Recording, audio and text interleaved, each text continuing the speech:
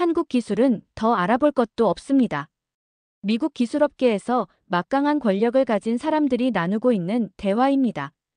오직 인텔 기술 고문인 한 여성만이 잘못된 생각임을 느끼고 있었습니다.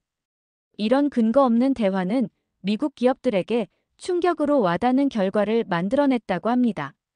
심지어 미국 군사력에도 영향을 미쳤다고 하는데요. 결국 이런 현실을 체감한 미국이 한국에 손을 내밀었다고 합니다. 과연 어떤 사연인지 지금 알아보겠습니다. 제임스 앤더슨이 말을 시작하는 순간 우리가 엄청난 실수를 저지르고 있다는 걸 직감했어요. 하지만 아무도 제 말에 귀 기울이려 하지 않았죠. 2025년 3월 차가운 바람이 불던 아침이었습니다. 제가 평생 본 것 중 가장 호화로운 회의실에 앉아 있었거든요. 워싱턴 DC에 있는 미국 기업연합회 건물은 천장부터 바닥까지 내려오는 거대한 유리창으로 도시 전체가 한눈에 들어왔어요. 테이블 주위에는 미국 기술업계에서 가장 막강한 권력을 가진 사람들이 앉아 있었어요.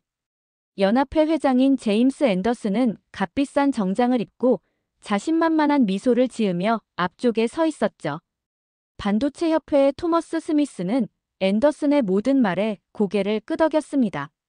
주요 기술 기업의 CEO들은 휴대폰을 확인하며 서로 속삭였어요. 그리고 거기 저도 있었습니다.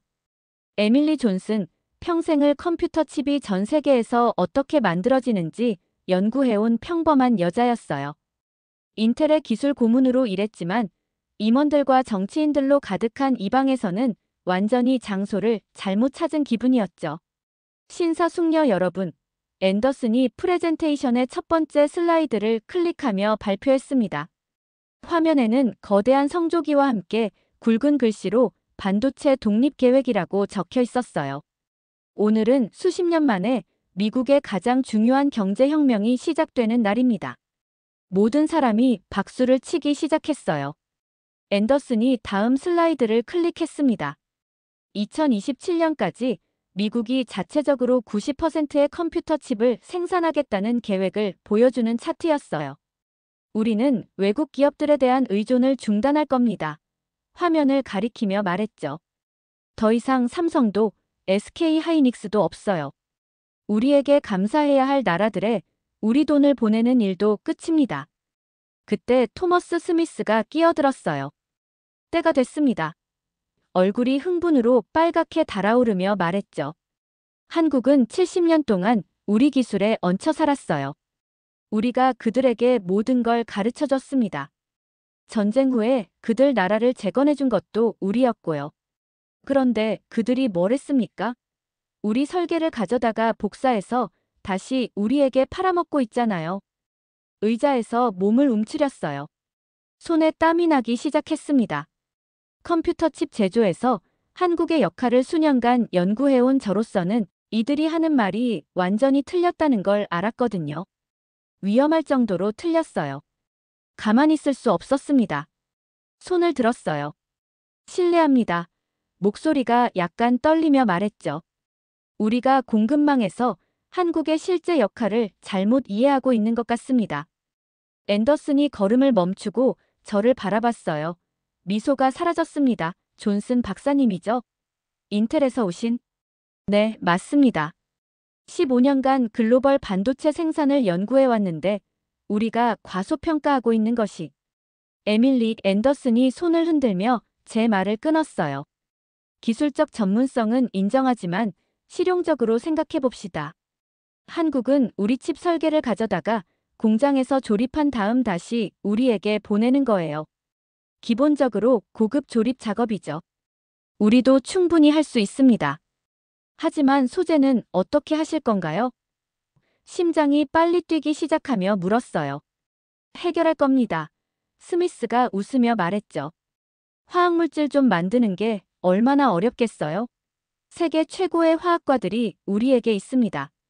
듀폰도 있고 다우 케미컬도 있어요. 이런 소재들 대부분을 처음에 발명한 것도 미국 기업들이었고요. 한 번 더 시도해봤어요. 사장님, 죄송하지만 제가 본 데이터로는 한국이 전 세계 포토레지스트의 70% 이상을 공급합니다. 그리고 그들의 불화수소는 너무 순수해서 전 세계에서 단 두세 개 회사만이 그 수준으로 만들 수 있어요. 존슨 박사님, 앤더슨의 목소리가 단호해졌습니다. 세부 사항을 걱정하시는 마음은 이해합니다. 기술자들이 하는 일이죠. 세부 사항을 걱정하는 건 말이에요. 하지만 이건 큰 그림에 관한 문제입니다. 미국의 리더십에 관한 거예요. 이제 방 안의 모든 사람이 저를 바라보고 있었어요. 어떤 사람들은 제가 그들의 축하 분위기를 방해한다며 짜증스러워했고요. 다른 사람들은 비즈니스를 이해하지 못하는 신경질적인 교수를 불쌍히 여기는 표정이었습니다.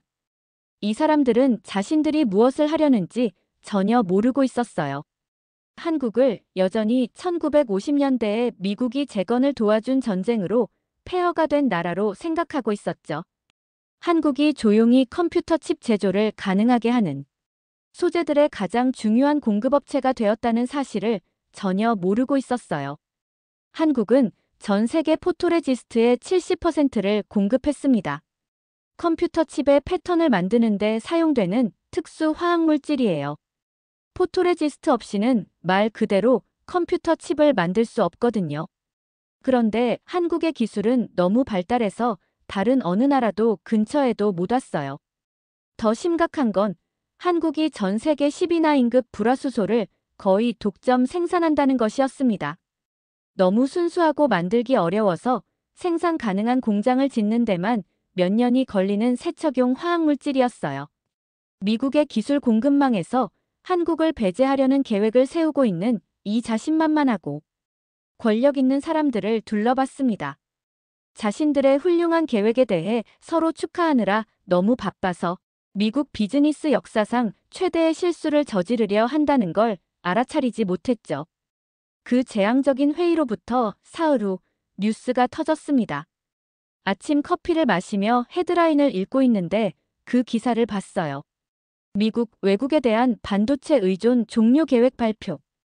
한국과 대만 같은 나라들과의 관계를 끊겠다고 전 세계에 공표해버렸어요. 기사에는 제임스 앤더슨의 말이 인용되어 있었습니다. 이제 미국이 기술 분야에서 자립할 때가 왔습니다. 그 후 며칠 동안 이상한 일이 일어나기 시작했습니다. 시끄럽거나 극적이지도 않았어요. 조용했습니다. 거의 보이지 않을 정도로요. 하지만 무엇을 봐야 하는지 안다면 무서운 일이었어요. 삼성이 간단한 발표를 했습니다. 전략적 재편으로 인해 미국 파트너들과의 공동 연구 프로그램을 일시 중단합니다. SK하이닉스도 다음 날 같은 말을 했어요. 그 다음엔 LG화학이었죠. 그러고는 제가 들어본 적도 없지만 컴퓨터 칩의 핵심적인 소재를 만드는 수십 개의 작은 한국 기업들이 따라했습니다. 첫 번째 진짜 신호는 2주 후에 왔습니다.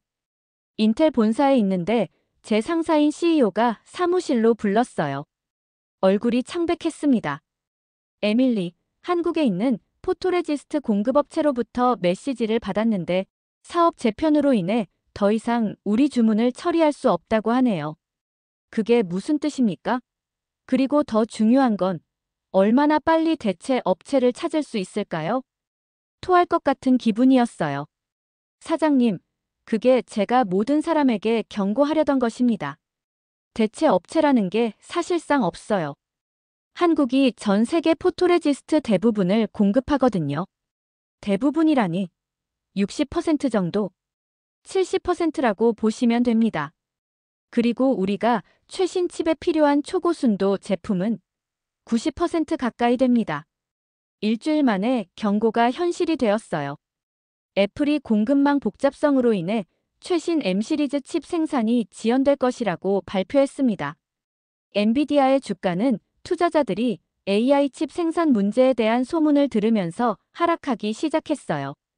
월스트리트 저널에 실린 기사가 제 피를 얼어붙게 만들었습니다. 미스터리 공급망 차질이 주요 기술 기업들을 강타하다. 기사는 무슨 일이 일어나고 있는지 파악할 수 없는 임원들의 당황스러운 인용문들로 가득했어요. 하지만 저는 정확히 무슨 일이 일어나고 있는지 알았습니다. 한국이 뭔가 훌륭하면서도 무서운 일을 해낸 거였어요.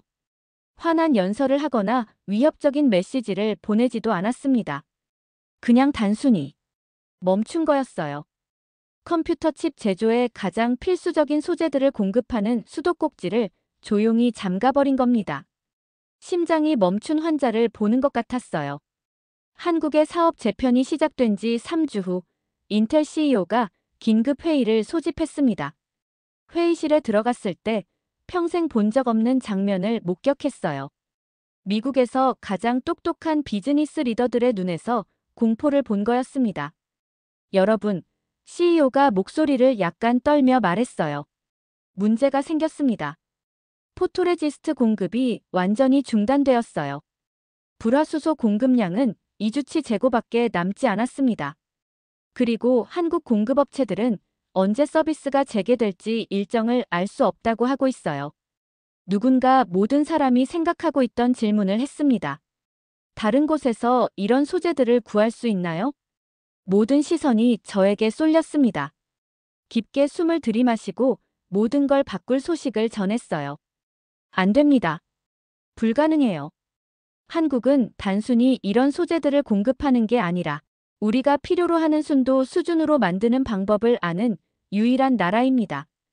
우리는 공급업체를 잃는 게 아니에요. 첨단 컴퓨터 칩을 만들 능력 자체를 잃는 겁니다. 회의실이 완전히 조용해졌어요. 마침내 누군가 속삭였습니다. 공장을 언제까지 가동할 수 있을까요?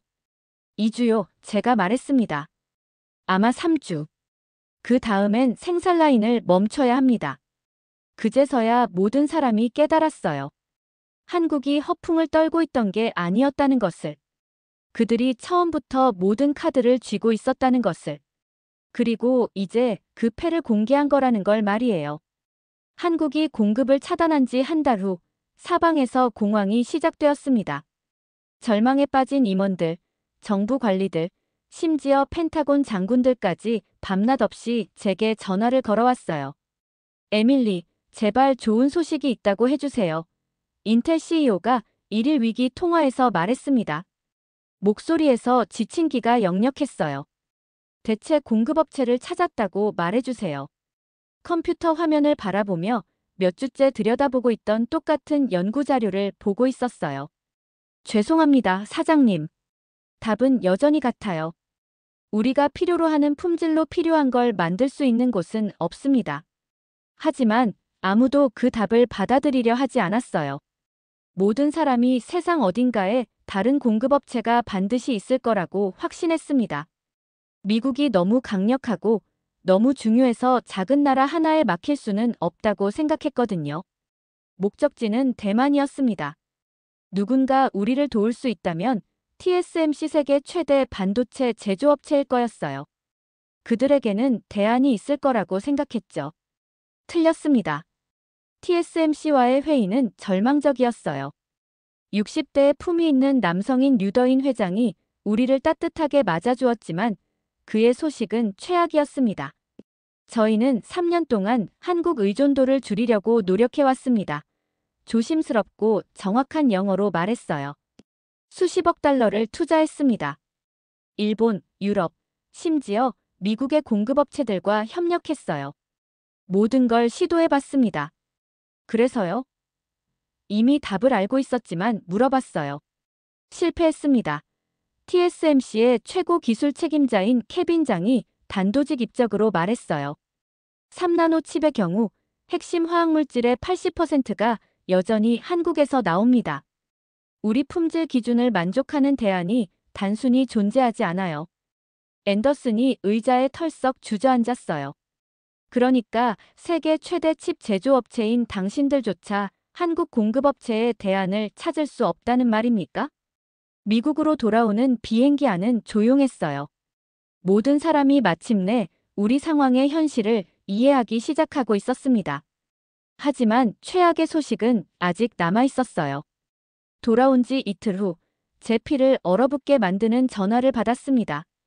펜타곤의 패트리샤 모리슨 장군이었어요. 존슨 박사님, 즉시 이곳으로 와주세요. 국가안보 비상사태입니다.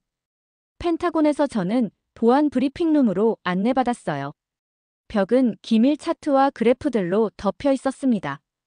강인해 보이는 여성인 모리슨 장군이 바로 본론으로 들어갔어요. 박사님, 우리 군사 기술이 민간 기술만큼이나 한국 소재에 의존하고 있다는 걸 방금 발견했습니다. F-35 전투기, 패트리어트 미사일, 첨단 레이더 시스템 모두 한국 화학물질이 필요한 칩을 사용하고 있어요. 어지러웠습니다. 어떻게 그럴 수 있죠? 별도의 군사 공급업체가 있는 게 아닌가요? 그렇게 생각했어요. 하지만 스마트폰에 들어가는 소재와 미사일, 유도 시스템에 들어가는 소재가 같다는 게 밝혀졌습니다. 우리 무기 제조업체들이 다른 모든 사람들과 똑같은 한국 공급업체들로부터 구매해왔던 거예요. 국방장관 로이드 오스틴이 침울한 표정으로 방에 들어왔습니다. 존슨 박사님, 솔직한 답변이 필요합니다. 한국이 공급을 재개하지 않으면 언제부터 우리 군사기술이 작동을 멈추기 시작할까요? 머릿속으로 계산해봤어요. 6개월 사장님. 어쩌면 더 짧을 수도 있습니다. 그 이후에는 가장 첨단 무기의 컴퓨터 칩을 유지하거나 교체할 수 없게 될 거예요. 회의실이 완전히 조용해졌습니다. 마침내 오스틴이 말했어요. 그러니까 텍사스보다 작은 한국이 화학물질을 안 팔기만 해도 미군을 사실상 무장해제시킬 수 있다는 말입니까? 네, 바로 그 말씀입니다. 그날 밤 펜타곤 근처 호텔방에서 휴대폰 뉴스를 바라보며 앉아 있었어요. 전 세계 주식시장이 폭락하고 있었습니다. 나스닥은 2주 만에 가치의 15%를 잃었어요. 엔비디아 주가는 25% 하락했고요. 인텔은 10년 만에 최저가였습니다. 한국이 공급을 차단한 지 6주 후 저는 백악관 오벌 오피스에 있었습니다. 방 안에는 미국에서 가장 권력 있는 사람들이 앉아 있었습니다. 내각 멤버들, 군 장성들, 주요 기술기업 CEO들, 그리고 저. 어쩌다 무슨 일이 일어나고 있는지 이해하는 유일한 사람이 된 교수이자 기술 고문이었어요. 존슨 박사님, 대통령이 의자에서 몸을 앞으로 기울이며 말했습니다. 우리가 어떻게 이런 상황에 빠지게 되었는지 설명해 주세요. 한국이 어떻게 그렇게 중요해져서 화학물질 출하를 중단하는 것만으로 우리 경제 전체를 마비시킬 수 있게 된 겁니까? 깊게 숨을 들이마셨어요. 마침내 사람들에게 진실을 이해시킬 기회였습니다. 대통령님, 우리가 근본적인 실수를 저질렀습니다. 한국을 1950년대 한국 전쟁 후 우리가 재건을 도운 나라로만 계속 생각했거든요. 하지만 그건 70년 전 일이에요. 우리가 칩을 설계하고 큰 회사들을 만드는 데 집중하는 동안 한국은 조용히 우리 설계를 가능하게 하는 소재를 만드는 데 있어서 세계 최고가 되고 있었습니다. 상무장관 지나 라이몬도가 입을 열었어요. 하지만 우리 정보기관들이 어떻게 이걸 놓쳤을까요? 무역 전문가들이 어떻게 몰랐을까요? 잘못된 것들을 측정하고 있었거든요. 제가 설명했습니다. 우리는 한국의 GDP, 군사력 규모, 인구를 봤어요. 기술적 불가결성은 전혀 보지 않았죠. 한국이 공급을 중단하면 어떻게 될까? 라는 질문을 한 번도 하지 않았습니다. 대통령이 이 말을 문질렀어요. 우리가 자체적으로 이런 소재를 공급하려면 얼마나 걸릴까요? 최소 5년입니다. 대통령님. 아마 10년일 수도 있어요. 그리고 그때도 한국의 품질 수준에 맞출 수 있을지 모르겠습니다. 그들은 수십 년간 이런 기술들을 완벽하게 만드는데 매진해왔어요. 단순히 적절한 장비를 갖는 것만이 아니라 지식과 경험이 필요한 일이거든요. 펜타곤의 모리슨 장군이 더 나쁜 소식을 가져왔어요. 대통령님, 우리 무기 시스템들이 한국 소재에 완전히 의존하고 있습니다. 이 상황이 6개월 더 계속되면 첨단 군사 기술을 유지할 수 없게 될 것입니다. 회의실이 조용해졌어요. 모든 사람이 마침내 제가 몇 달간 그들에게 말하려 했던 것을 이해하고 있었습니다. 대통령이 다시 저를 바라봤습니다. 존슨 박사님, 이 상황을 누구보다 오래 연구해 오셨는데 이걸 해결하려면 뭘 해야 할까요? 제가 기다리던 순간이었어요. 대통령님, 한국에 대한 생각을 완전히 바꿔야 합니다. 우리 도움에 감사해야 하는 후배 파트너가 아니라 놀라운 것을 성취한 동등한 파트너로 접근해야 해요. 사흘 후, 저는 TV에서 대통령이 불과 몇 달 전만 해도 상상할 수 없었던 것을 발표하는 걸 지켜봤어요. 한미 반도체 기술 동맹이었습니다. 한국은 혁신이 규모가 아니라 헌신과 우수함에 달려있다는 것을 증명했습니다. 대통령이 말했죠. 우리가 거대한 전략에 집중하는 동안 그들은 기본기를 완벽하게 하는데 집중했어요. 그들은 우리의 존중을 얻었고 우리의 파트너십을 얻었습니다. 협정은 혁명적이었어요. 미국이 기술을 제공하고 한국이 제조를 제공하는 대신 이건 진정한 50대 50 파트너십이었습니다. 미국과 한국 엔지니어들이 나란히 일하게 될 거였어요. 함께 개발된 기술은 양국에 동등하게 속하게 되고요. 2달 후, 저는 텍사스 오스틴에 새로 지어진 공동 연구시설에 서 있었습니다. 미국과 한국 과학자들이 함께 일하며 아이디어를 나누고 서로에게서 배우고 있었어요. 그 광경이 무척 기뻤습니다. 몇 주 후, 한국의 공급 선적이 재개되었습니다. 하지만 뭔가 근본적으로 바뀌어 있었어요. 한국은 더 이상 단순한 공급업체가 아니었습니다. 파트너였어요. 미국 기업들은 자신들이 존재하는 줄도 몰랐던 한국의 전문성에 접근할 수 있게 되었고요.